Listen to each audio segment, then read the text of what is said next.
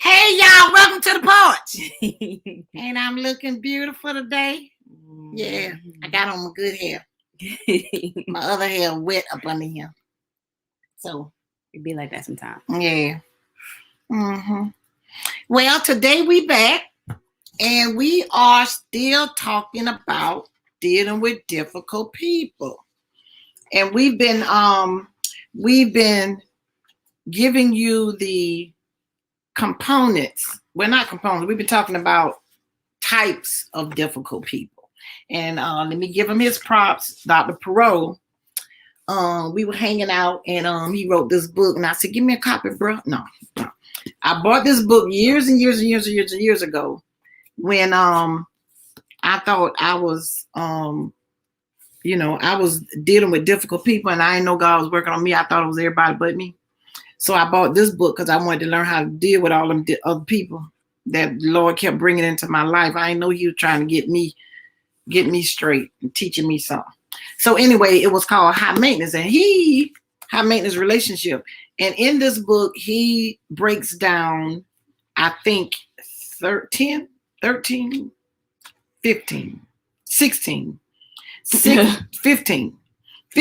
different kinds of difficult people. And so far, we have been going through You said we need to go live. That was the long fine time. I accidentally push snooze or restart. I don't know where my other ones are. Okay, we went through. I thought I had all of them. Well, you can read that. Yeah, I can. Okay, the very first week we started with the critic, the martyr, and the wet blanket. We said the critic is constantly complains and gives unwanted advice. We talked about the martyr, the one who forever the victim and racked with self-pity. And we talked about the wet blanket, which is a pessimistic person and automatically negative. Those were the three we talked about the first week. The second time we came back, which was last week, we talked about the steamroller, the gossip, and the control freak. The steamroller is blindly insensitive to others. The gossip spreads rumors and leaks secrets. And the control freak is unable to let go and let it be. And do you know anybody like any of these six we've talked about? Well, you may want to go back and look at those lives that we've done, because not only did we give you the characteristics of these persons, types of persons, but we also gave you ways to deal with them, ways to understand them so that dealing with them won't be so taxing on you. Anyway, this week we are talking about another three, and the three we're talking about today is going to be the backstabber, the cold shoulder, and the green-eyed monster. So let's start with the backstabber. The backstabber is irrepressibly two-faced. Ooh, a two-faced person. Do you know a two-faced person in your life? All right, so let's find out the characteristics of the backstabber. All right. Backstabbers. All right. I used to trust this person and now I don't. This person often says one thing to me and another thing to someone else.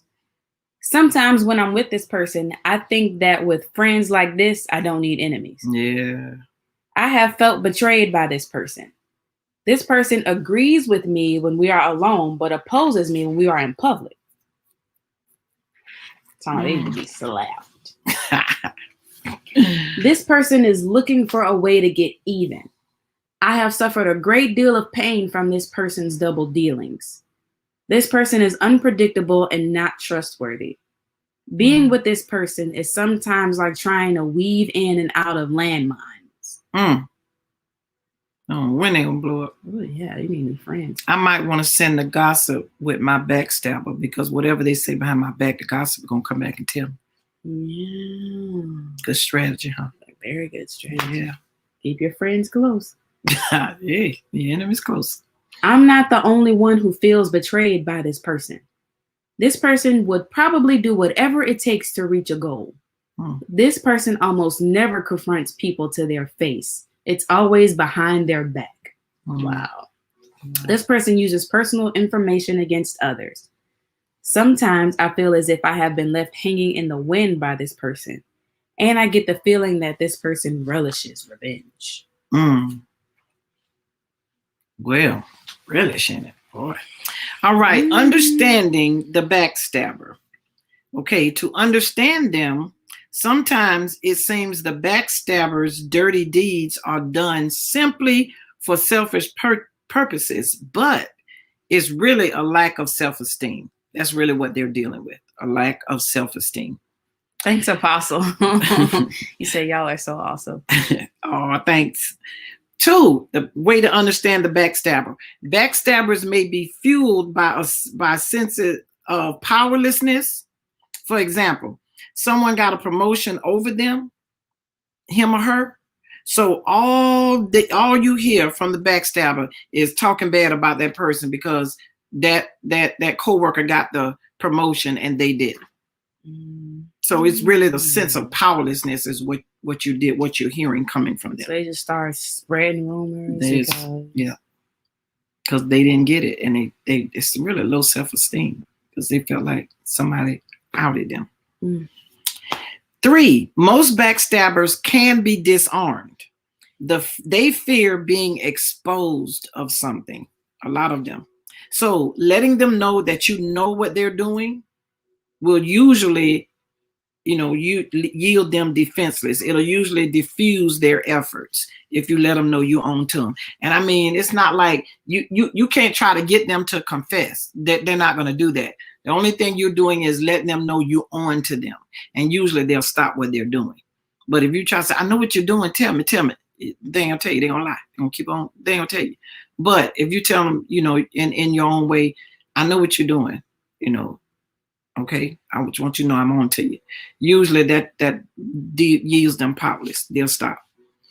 Another way to understand them or deal with them is make sure you are doing the right thing by the people around you. And you will usually set up a network of people that will not support the backstabber. So as long as you're in good with the people around you, when that backstabber starts making that mess, usually those people that truly got your back, they're like, nah, man, you can't say that about her because I know her. Or they're going to come to your defense. So they're not going to allow that backstabber's efforts to come through like that.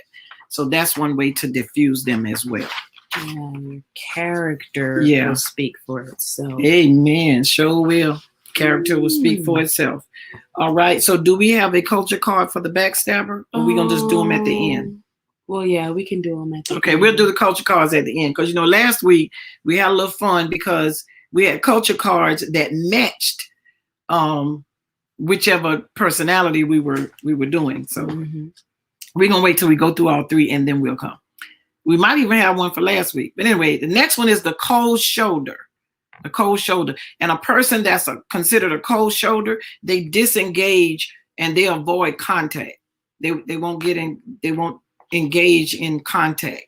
Some cold shoulder persons will be in relationships and it's hard for you to get that person to open up. It's hard for you to get that person to talk about the conflicts that comes up in your relationship. So, it may be good to know how to handle those kind of people. What? I am curious about this, though. I need to read this. Okay. Tell them if you know one. Let's see if you won. This person shows little personal interest in my life. Without warning, this person changed the dynamics of our relationship. This person almost seems to push me away. I feel that I am consistently getting the brush off from this person. This person keeps most people at arm's length. Okay, yeah, that one I relate to. This person's friends form an exclusive group that very other people can penetrate. Very few other people can penetrate. Well, sometimes you call that a clique, but sometimes it's good to have them because that's a support group. But anyway, come on. Oh, There's a card that goes with that. Okay, so we'll definitely do that one. I am never quite sure what this person is really thinking or feeling. I don't think I can relate to that one because even if I don't say it, my face will. I feel rejected by this person. This person is unresponsive. I cannot trust this person to follow up on things I might request. This person's emotions seem one-dimensional. This person treats others with a cold shoulder. This person gives me the silent treatment. I used to feel quite close to this person, but he or she suddenly withdrew from our relationship. I feel uncomfortable around this person.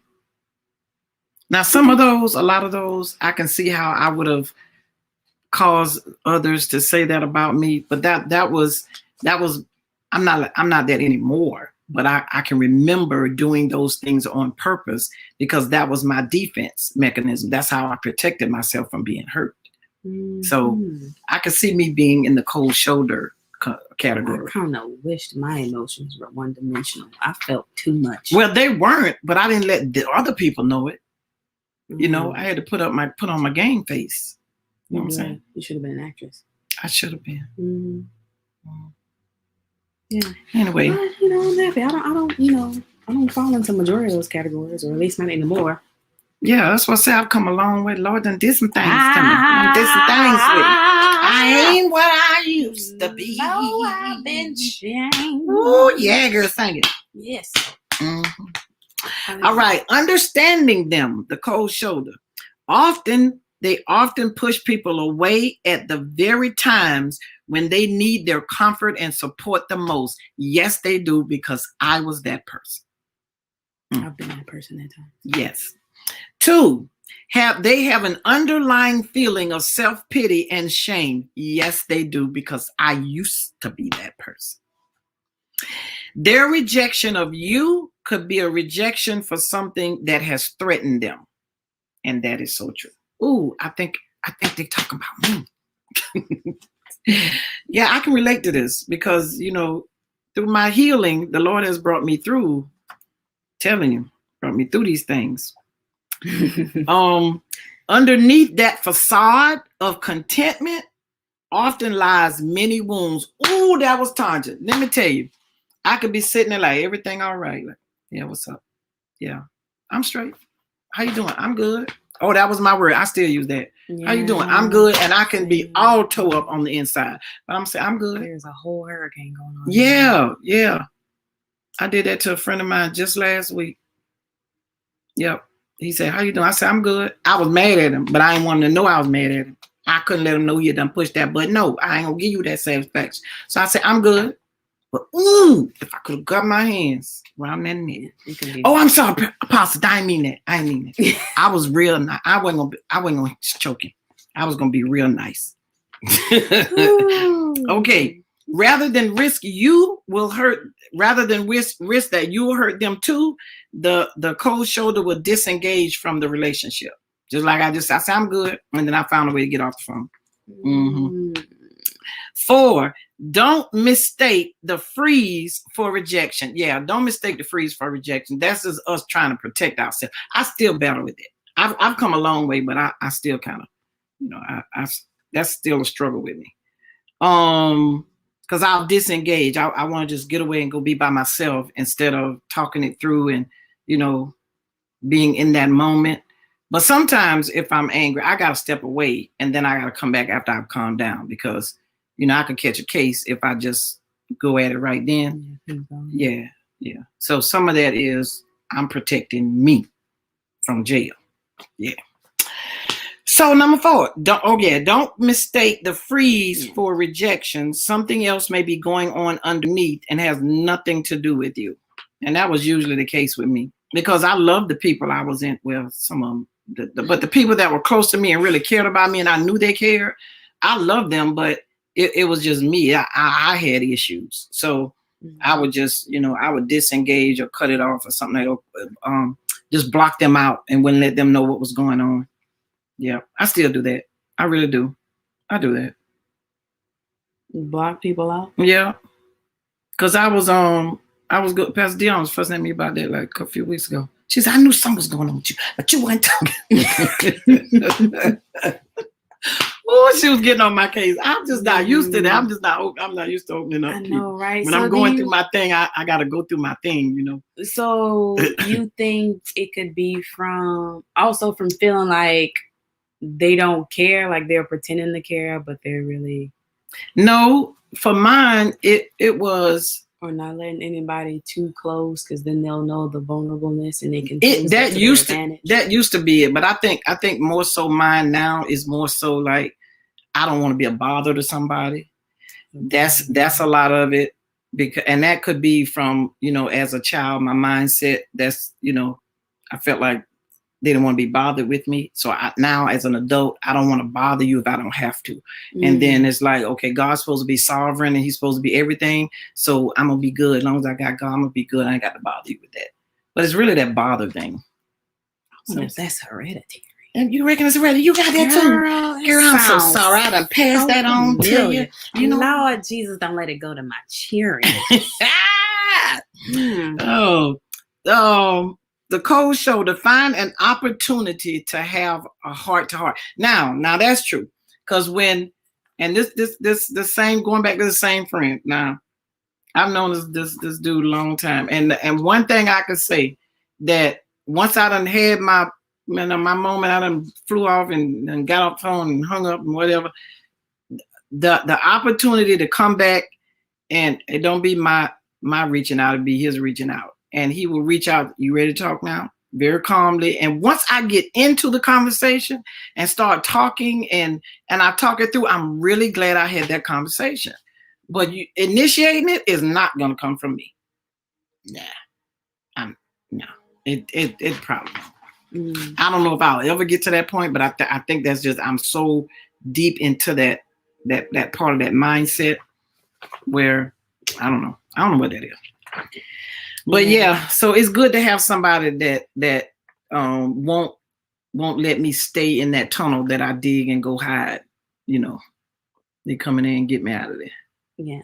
Apostle said, character will speak for itself. Well, and y'all walking heavy today. That's that Florida talk. Y'all walking heavy. All right, and how we doing on time? Because we got about 14 minutes. Okay, we got time for the green-eyed monster. Okay, the green-eyed monster seethes with envy. Seethes with envy. Do you know one? Page 131. Because, you know, somebody will go off the deep end and start doing other stuff. And I was checking notifications. I'm working. Okay. Work on, girl. Work on. And his daughter's place related. See? Look at that. All right, now. You go. All right, hold on. Wait, let me switch over. The green-eyed monster. Because we're fancy. Yeah, we fancy. Okay, green-eyed monster. Okay. This person constantly compares himself or herself to other people. This person belittles the accomplishments, talents, or appearance of others. This person seems pleased when other people suffer setbacks. Ain't that something? That's just plain mean. This person has an uncanny knack for finding fault with others. The success of another can set this person into a tailspin of self-pity. I lost my spot. Okay. If this person can't enjoy something, he or she will do whatever possible to see that others don't enjoy it either. It's a miserable existence. Like misery love company. This person has a need to pull down successful people. This person treats life like a competition, always jockeying for the best position. At times, this person can become consumed with rage at someone else's success. This person is an expert at undermining other people's progress and success. Enough is never enough for this person. This person always wants more of what other people have. This person hoards information that can be used to make him or her look better. Almost sound like the Backstabber. I know, right? And maybe a little bit of the gossip. You know, there's probably some green-eyed monster in the Backstabber, because what would be their motive otherwise, other than jealousy? Yeah. Envy, yeah. This person suffers when others succeed. And even when this person is blatantly jealous, he or she will deny it. In denial, blatantly jealous. Mhm. Everybody can see it but them, but they're denied. Okay, ways to understand a green-eyed monster. In some, the seed of envy can often be found in early childhood, in a child that had everything, born with that silver spoon in their mouth and had everything, or was reared on very, very high expectations where the parents didn't accept failure. Their child had to be number one in everything, and they instilled that in that child. So now whenever someone looks like they're getting to be a little better than that person is, then that envy rises up, because it was instilled at childhood, that competitiveness, that unhealthy competitiveness. I wonder if it can also come from, you know how they have like some parents who think that their kids can do no wrong and will, like, I guess, keep hounding that and say that over and over again to the child, so that they grew up thinking that there's nothing wrong with them, that they have no competition until they do, and then things go south.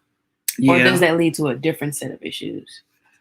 It could be that, and then what you said made me think more of the backstabber, because if the parent instilled in the child that they could do no wrong, and then that child got to a point where somebody thought or they were going to be exposed to be wrong, then they may do something, stab you in the back, so they'll come out on top.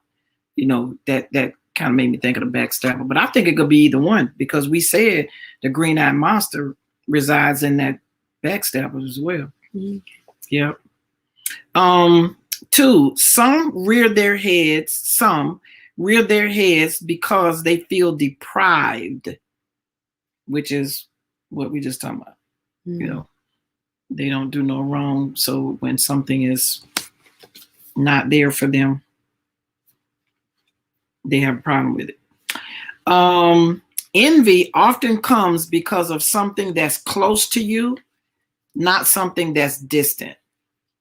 So let me say it again. Envy usually comes from something that's close to you, not distant, meaning you could have just graduated as an electrical engineer, and you got 3 other buddies that came out of school with you, where you've been looking for a job and looking for a job and looking for a job, and 3 of y'all came out as engineers. Well, your neighbor, because you 23, 24, your neighbor could have been looking for a job too. Both of y'all were checking on each other, praying for each other and all that. All right. When the time came, the neighbor and one of your college buddies showed up at your door. And the neighbor said, guess what? I finally got a job. I got a job as head of the nursing department at the local medical center. And then you like, oh, right. Good. I'm an electrical engineer. Nursing is nowhere near me. And I'm not even interested in that. But your friends say, yeah, well, that's good news for both of us. I just got an electrical engineering job at such and such a company. Well, you're going to feel a little bit, the envy, the green-eyed monster is going to feel more envy toward that friend than that neighbor, because the friend is more in his fields. Like, man, why you got a job and I didn't? I'm an electrical engineer. I applied at the same place, or whatever the case may be. So usually when envy comes up, it's going to come up from something that's close to you, not something that you can't really relate to.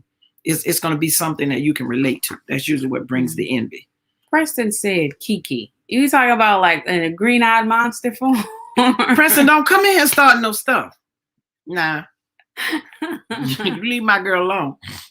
Oh, Kiki. Then he said Kiki. Mm-hmm. So close to you. Okay. Another thing about the green-eyed monster is important to know that they don't want to feel that way. They truly want to be happy and generous for your good fortune, but subconsciously they may be feeling an empty sense of life, and that is passing them by, and they just can't help it. It's like, man, you feel like you're missing out on something. Mm-hmm. So that's usually what they're going through too, some of them. Mm-hmm. So the ones that's not being mean about it. Now, they're being mean about it, that might be a backstab. Mm-hmm. But if they're not being mean about it, but there's that envy there's, Yeah, he said yes. Maybe he's referring to the Kiki that Mama T is always fussing about, is a green-eyed monster. Oh, yeah. Don't bring Mama T out right now. Oh Lord. Okay, Land, you're coping with the green-eyed monster. Shower them with prayer because they need a lot of prayer. Because it's a inward thing that's going on there. And be liberal with your compliments in areas where they are succeeding. Because if they're succeeding in an area, just really lay it on there. Oh, that's so good. You got you got put on fries at McDonald's. That is so good. my goodness. So you're gonna shower them with compliments so they'll feel better about themselves. And don't hide your success from them. That's not doing anybody any good. That's not helping them. Don't hide your success for them. If you shut out of their community because they envy you, then find a safe community where you can be okay with coming up, with going to the next level, or with what God is doing in your life. But you're not going to maintain that relationship and hide what's going on with you to try to appease that green-eyed monster. No, you find your community where you can be you. You can be all you can be. All right. And that was our 3 that we're going to focus on today. So we pulled some culture tags. And if you don't know that game, that's the game where you get just the initials and you have to figure out what the phrase is. Each word in the phrase has an initial. And so it's Black culture tag. Wow. So I had a couple that I pulled out. No, I don't know what I did with them. Okay, so are these it right here? Might be. I thought I put them up there. Okay. All right, so the first one we're going to do, we may only be able to do a few because we got like 2 minutes left. Oh. So here's culture tag number 1. The subject is daily sayings.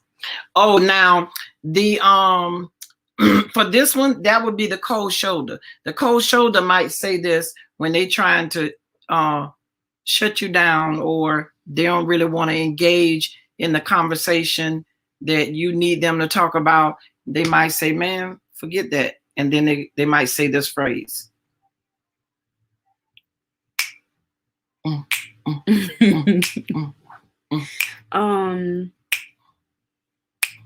Wait, so you already gave up? I'm trying to think of another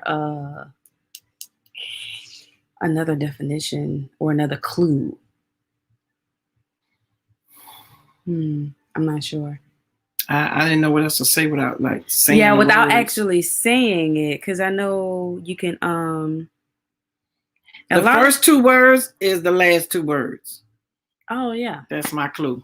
That's good too. Mm-hmm. The first 2 words are the last 2 words. Yeah, yep. People really say this. They really say this lately. I say that all the time. And sometimes it's often said with a shrug. Yep. And like you could just care less. It's like, when it's final and it's gonna be that, and there's nothing you can change about it. This is what a Black person would say. Mm-hmm. Yep, like she said, say it with a shrug. Yep. So we're not gonna tell you yet. All right. Because if you let your brain work. Let your brain work. All right, we're gonna give you one more because I think we're running out of time anyway.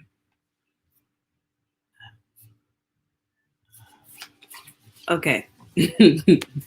And this one right here, a lot of people say this after they've just basically insulted you, but they're trying to, instead of this might be telling it, but like instead of no offense, they'll say this. Yeah. And part of your word was in her clue. So we're trying to help you out. Oh, you really gave him a clue. Said think of a. Mm-hmm. When you wanna insult somebody, but you don't want it to, you trying to do it the slick way, and then you You know how you throw somebody under the bus? This person you put under the tree. Mm-hmm. Pretty much. Yep. All right. So we're gonna stop there, and if we remember, we're gonna give you the answer to those next week. Oh. So we're gonna go, and the next week we'll be talking about the volcano, the sponge, and the competitor. Oh, that competitor gonna be good. A lot of our men are competitive. It's good. It trips me out because when I'm in my class and my boys get competitive, I love it. At least look, any lesson I really want them to engage in, if I make it a competition, my boys are hooked. So it's a part of a man's. There's probably gonna be a lot of men in that category right there. The competitor. Probably so. Yeah. So those are going to be the 3 we talk about. So yes, next week. Join us next week, and you be good. Be good in the Lord.